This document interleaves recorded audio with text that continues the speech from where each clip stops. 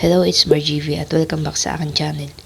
So for today's video guys, paano ba natin makikita o malalaman ang mga devices na nagla-login sa ating mga messenger? So kung ikaw wala ka naman ibang device na gamit pero may mga nakikita kang activities na kakaiba sa account mo, pues kabahan ka na dahil baka may mga ibang gumagamit ng account mo.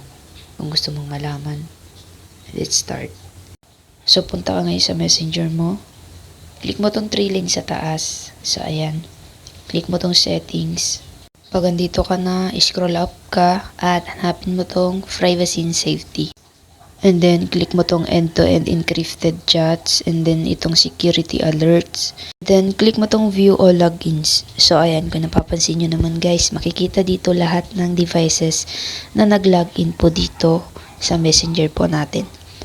So, bale itong mga nakalagin po dito is yung devices ko po at saka yung Chrome ko lamang po. So, try nyo na din sa inyo kasi baka may mga ibang gumagamit na ng messenger nyo na hindi nyo nalalaman.